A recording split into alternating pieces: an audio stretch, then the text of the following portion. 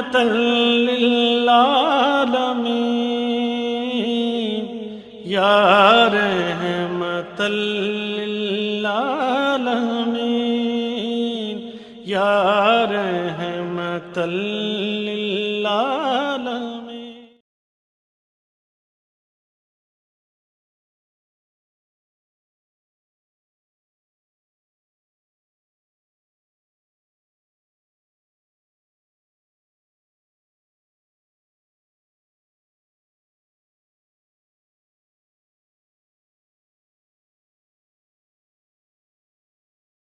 اللهم صل على محمد وعلى آل محمد كما صليت على إبراهيم وعلى آل إبراهيم إنك حميد مجيد. اللهم بارك على محمد وعلى آل محمد كما باركت على إبراهيم وعلى آل إبراهيم إنك حميد مجيد. اعوذ باللہ من الشیطان الرجیم. بسم اللہ الرحمن الرحیم. سبحان اللہ و بحمدہ عدد خلقہ ورضا نفسہ وزنۃ عرشہ ومداد کلماتہ فللہ الحمد رب السماوات ورب الارض رب العالمین ولہ الکبریاء فی السماوات والارض وہو العزیز الحکیم وہو اللہ لا الہ الا هو لہ الحمد فی الاولی والآخرہ وَلَهُ الْحُكْمُ وَإِلَيْهِ تُرْجَعُونَ. الحمد للہ الذی ہدانا لہذا وما كنا لنہتدی لولا ان ہدانا اللہ. رب هب لی حکما والحقنی بالصالحین واجعل لی لسان صدق فی الآخرین واجعل لی من ورثۃ جنۃ النعیم. فاطر السماوات والارض انت ولی فی الدنیا والآخرہ توفنی مسلما والحقنی بالصالحین. رب ادخلنی مدخل صدق واخرجنی مخرج صدق واجعل لی من لدنک سلطانا نصیرا.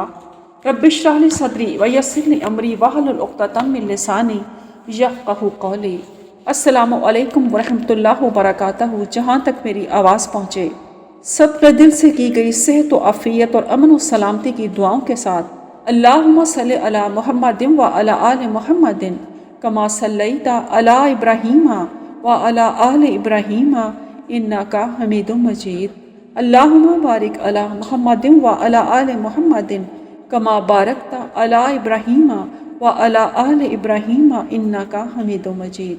معزز و مکرم سامعین، میں نے سیرت انسائکلوپیڈیا نبی کریم صلی اللہ علیہ وآلہ وسلم کا آپ کے سامنے رکھنے کی سعادت حاصل کی ہے، اور اللہ تعالیٰ سے اس دعا کے ساتھ کہ وہ مجھے اور آپ سب کو جہاں تک میری آواز پہنچے ہمیں سیرت انسائکلوپیڈیا صلی اللہ علیہ وآلہ وسلم پر عمل کرنے کی توفیق دے تاکہ ہم اس کی رضا کو پا سکیں. آئیے آج کی ہم سبق کی طرف آتے ہیں. خطبہ مسنونہ. الحمدللہ نحمدہ ونستعینہ ونستغفرہ ونعوذ باللہ من شرور انفسنا ومن سیئات اعمالنا من یهدہ اللہ فلا مضل لہ ومن یضلل فلا ہادی لہ واشہد ان لا الہ الا اللہ وحدہ لا شریک لہ واشہد ان محمدا عبدہ ورسولہ.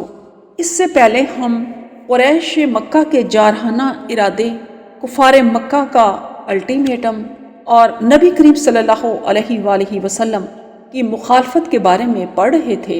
اسی سلسلے کی یہ اگلی کڑی ہے کہ نبی کریم صلی اللہ علیہ وآلہ وسلم کے گرد صحابہ کا پہرا ہر وقت رہنے لگا. بدوی قبائل جو مدینہ کے اطراف و اکناف میں آباد تھے اپنی بدوی روایات کے پیش نظر اسلامی ریاست کے امکانی دشمن بن سکتے تھے، اس لیے کہ اسلامی ریاست مرکزیت اور اجتماعیت پر قائم تھی، اور یہ بات بدوی قبائل کی سرشت کے خلاف تھی. مزید برآں ان میں سے بعض لوگوں کے قریش مکہ کے ساتھ حلیفانہ تعلقات بھی تھے، اس لیے نبی صلی اللہ علیہ وآلہ وسلم یہ خطرہ محسوس کرتے تھے مبادا کوئی مقامی دشمن کفار مکہ سے ساز باز کر کے آپ کو نقصان پہنچا دے. سیدہ عائشہ رضی اللہ تعالیٰ عنہ فرماتی ہیں کہ مدینہ پہنچنے کے بعد آپ ایک رات جاگتے رہے اور فرمانے لگے کاش میرے اصحاب میں سے کوئی صالح شخص رات بھر میری حفاظت کرے.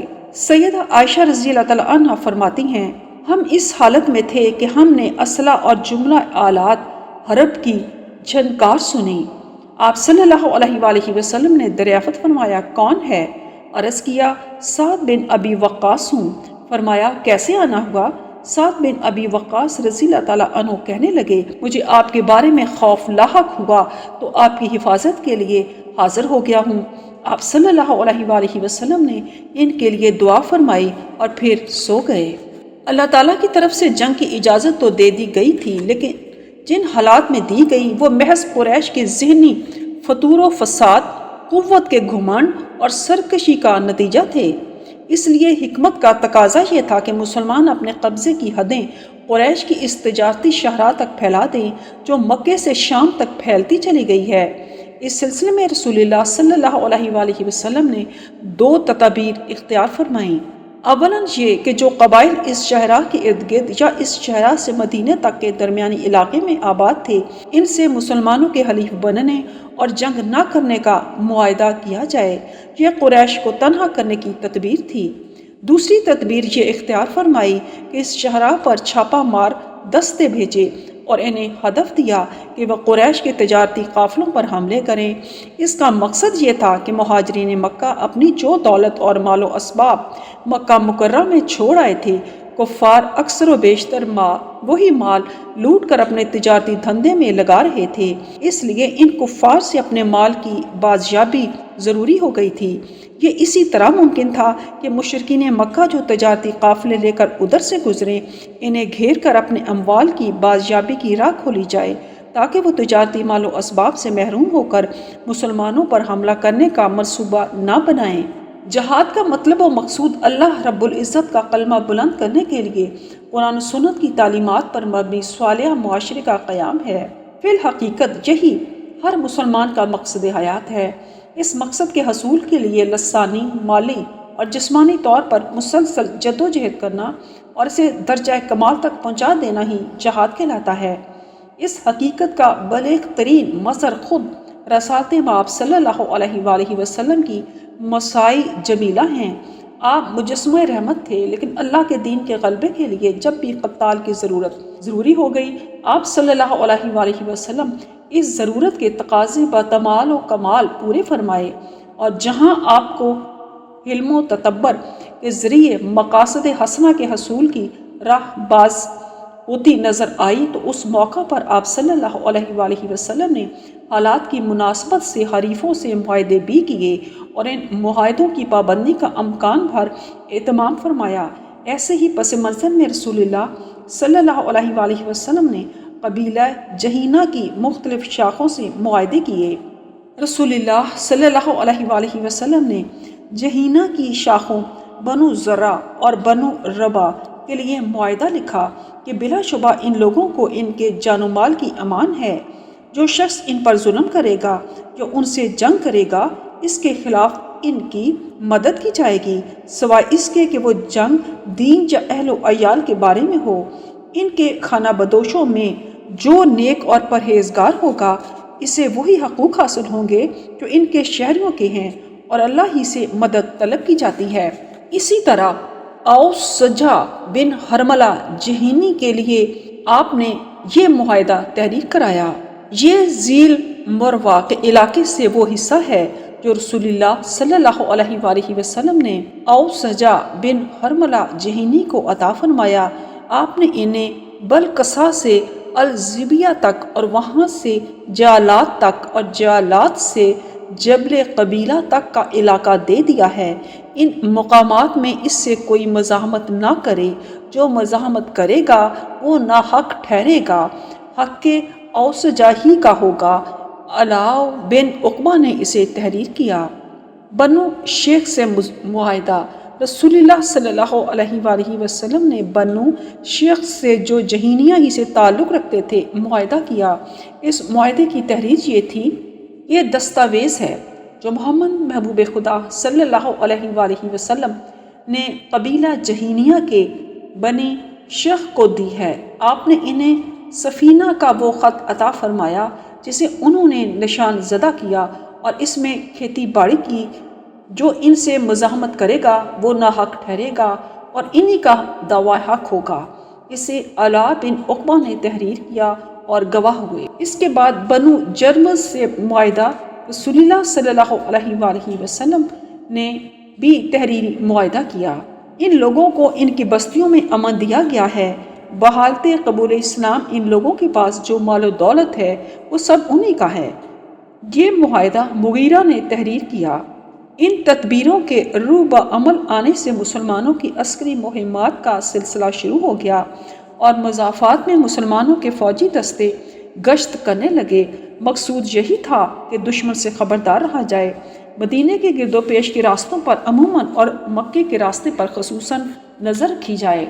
ان جنگی کارروائیوں کا سب سے بڑا فائدہ یہ ہوا کہ دشمنوں کو کان ہو گئے کہ مسلمان انہیں روکنے کی پوری صلاحیت رکھتے ہیں اور اسلامی فوجوں کی خوب تربیت ہوئی ہے۔ جنگی مشقوں کے مواقع میسر آئے اور صحرائی راستوں اور دشمنوں کے حالات سے واقفیت کے نئے طور طریقے معلوم ہوئے۔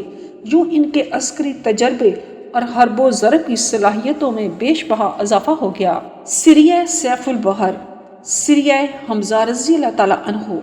ہجرت کے 7 ماہ بعد رمضان المبارک میں رسول اللہ صلی اللہ علیہ وآلہ وسلم نے سب سے پہلا سریہ ارسال کیا۔ اس کا مقصد قریش کے تجارتی قافلے پر چھاپا مارنا تھا جو شام سے واپس آ رہا تھا اور اس کی قیادت ابو جہل کر رہا تھا۔ اس قافلے کی حفاظت کے لیے 300 مسلح محافظ بھی لشکر کے ہمراہ تھے۔ رسول اللہ صلی اللہ علیہ وآلہ وسلم نے 30 افراد پر مشتمل مجاہدین اسلام کا دستہ تیار کیا۔ یہ سب کے سب مہاجرین تھے۔ انصار کو اس لیے شامل نہیں کیا کہ ان کے ساتھ یہ معاہدہ ہوا تھا کہ اگر کوئی بیرونی طاقت مدینہ منورہ پر حملہ آور ہوگی تو انصار رسول اللہ صلی اللہ علیہ وآلہ وسلم کا دفاع کریں گے۔ مدینہ سے باہر نکل کر لڑنے کے بارے میں ان سے کوئی معاہدہ نہیں تھا۔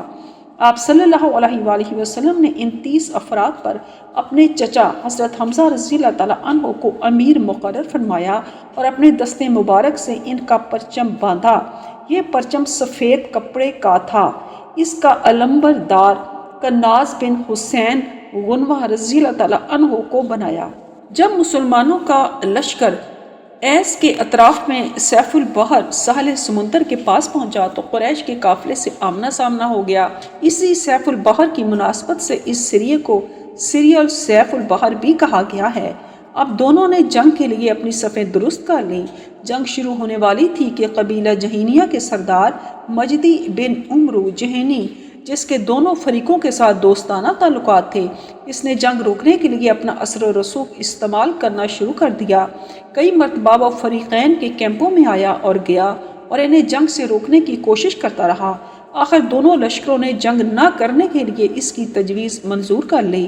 چنانچہ ابو جہل اپنے آدمیوں اور قافلے سمیت مکہ روانہ ہو گیا اور مہاجرین حضرت حمزہ رضی اللہ تعالیٰ عنہ کی قیادت میں بخیریت و عافیت مدینہ طیبہ واپس آ گئے۔ ہجرت کے 8 ماہ بعد شوال کے مہینے میں رسول اللہ صلی اللہ علیہ وآلہ وسلم نے ایک اور مہم روانہ فرمائی جو 60 مہاجرین پر مشتمل تھی۔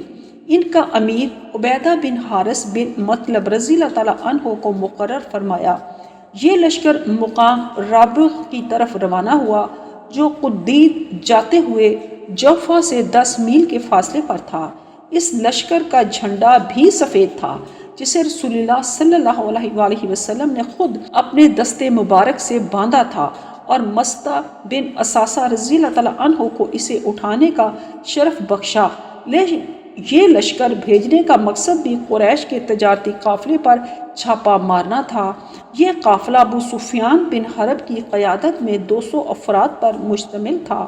دونوں لشکروں کی مڈ بھیڑ رابغ کی وادی میں ایک چشمے پر ہوئی جسے اجیاد کہا جاتا ہے۔ اس موقع پر لڑائی کے لیے صف بستہ ہونے اور تلواروں کو بے نیام کرنے کی نوبت نہیں آئی۔ دونوں گروہوں نے ایک دوسرے پر تیر برسانے ہی پر اکتفا کیا۔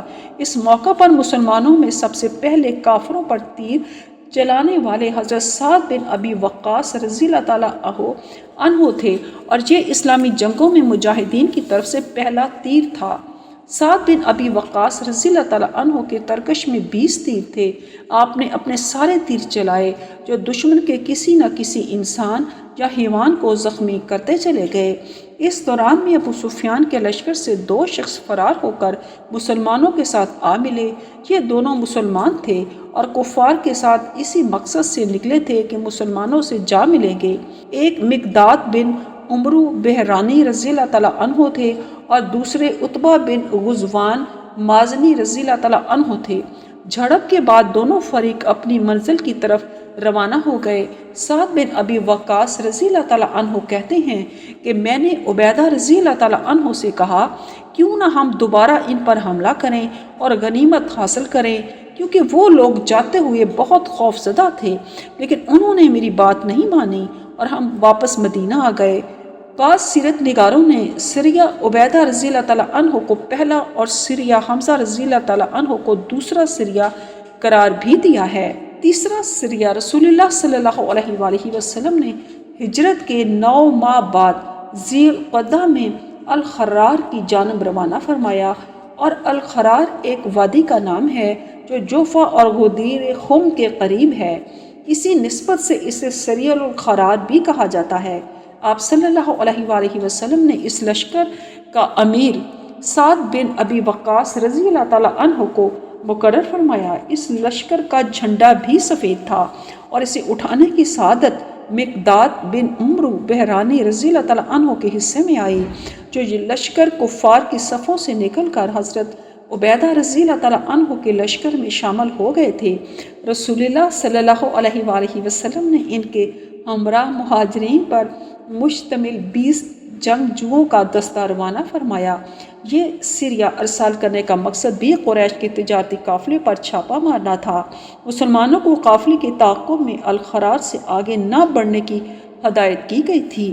سعد بن ابی وقاص رضی اللہ تعالیٰ عنہ کہتے ہیں کہ رسول اللہ صلی اللہ علیہ وآلہ وسلم نے مجھ سے فرمایا سعد نکلو اور الخرار تک پہنچ جاؤ، قریش کے قافلے کا ادھر سے گزر ہوگا۔ سعد رضی اللہ تعالیٰ عنہ کہتے ہیں میں 20 یا 21 آدمیوں کے ساتھ پیدل ہی نکلا۔ ہم دن میں چھپے رہتے اور رات کو سفر کرتے، حتیٰ کہ ہم 5ویں صبح وہاں پہنچے جہاں ہمیں معلوم ہوا کہ جس قافلے کی طلب میں ہم نکلے تھے وہ قافلہ گزشتہ روز گزر چکا ہے۔ چونکہ نبی صلی اللہ علیہ وآلہ وسلم نے مجھ سے عہد لیا تھا کہ میں خرار سے تجاوز نہ کروں، لہٰذا میں نے واپس مدینہ کی راہ لی، اور اگر یہ عہد نہ لیا ہوتا تو میں انہیں پانے کی امید رکھتا تھا۔ بعض سیرت نگاروں نے ان تینوں سرائیہ کو 2 ہجری کا واقعہ بتایا ہے۔ ان کے نزدیک پہلا غزوہ اودان یا ابوا کے وقوع پذیر ہوا اور اس کے بعد سرائیہ بھیجے گئے۔ غزوہ ابوا رسول اللہ صلی اللہ علیہ وآلہ وسلم کا یہ پہلا غزوہ تھا۔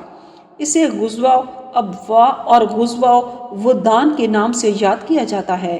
ہجرت کے تقریباً 1 سال بعد ماہ سفر میں رسول اللہ صلی اللہ علیہ وآلہ وسلم نے ابوا کی طرف پہلا سفر جہاد فرمایا۔ ابوا بحیرہ احمر کے ساحلی شہر مستورہ سے تقریباً 35 کلومیٹر مشرق میں وادی القحا پر واقع ایک شہر تھا۔ اس سے تقریباً 6 یا 8 میل کے فاصلے پر دوسرا شہر ودان واقع تھا۔ لشکر کا جھنڈا سفید تھا جو سیدنا حمزہ رضی اللہ تعالیٰ عنہ کو سونپا گیا۔ مدینہ پر سعد بن عبادہ رضی اللہ تعالیٰ عنہ کو نائب مقرر کیا گیا اور سفر شروع ہو گیا۔ اس مہم کا مقصد بھی قریش کے تجارتی قافلے پر چھاپا مار کارروائی کرنا تھا۔ لشکر میں تمام کے تمام مہاجرین شریک تھے۔ ان کی تعداد 60 تھی۔ انصار کا کوئی فرد اس لشکر میں شریک نہ تھا۔ جب مسلمانوں کا یہ لشکر ابوا مقام پر پہنچا تو قریش کا قافلہ بچ نکلنے میں کامیاب ہو گیا تھا۔ اگرچہ اس قافلے پر قبضہ کرنے کا مقصد پورا نہ ہو سکا، لیکن اس سے ایک اہم کام پایا تکمیل کو پہنچا۔ وہ یہ تھا کہ اس علاقے میں بسنے والے قبیلے بنو زمرہ کے سردار مکشی بن عمرو زمری کے ساتھ باہمی معاہدہ طے پا گیا۔ اس معاہدے کا متن یوں تھا: اللہ کے نام سے جو بہت رحم کرنے والا اور نہایت مہربان ہے۔ یہ تحریر محمد رسول اللہ کی طرف سے بنی زمرہ کے لیے لکھی گئی ہے۔ وہ امن سے رہیں گے، ان کے جان و مال محفوظ ہوں گے اور جو شخص ان پر حملہ کرنے کا ارادہ کرے گا انہیں اس کے مقابلے میں مدد دی جائے گی، بجز اس کے کہ وہ خود اللہ کے دین کے خلاف جنگ کریں۔ جب تک سمندر میں پانی کی ایک بوند بھی باقی رہے گی یہ معاہدہ باقی رہے گا، اور جب نبی صلی اللہ علیہ وآلہ وسلم اپنی مدد کے لیے انہیں طلب کریں گے تو وہ حاضر ہوں گے کہ ان کے ساتھ اللہ اور اس کے رسول کا عہد ہے، اور جو شخص ان میں نیک اور پرہیزگار رہے گا اس کی مدد کی جائے گی۔ آپ صلی اللہ علیہ وآلہ وسلم اس غزوے کے دوران 15 دن مدینہ سے باہر رہے اور پھر مدینہ واپس تشریف لے آئے۔ صدق اللہ العظیم۔ اللهم صل على محمد وعلى آل محمد كما صليت على إبراهيم وعلى آل إبراهيم إنك حميد مجيد اللهم بارك على محمد وعلى آل محمد كما باركت على إبراهيم وعلى آل إبراهيم إنك حميد مجيد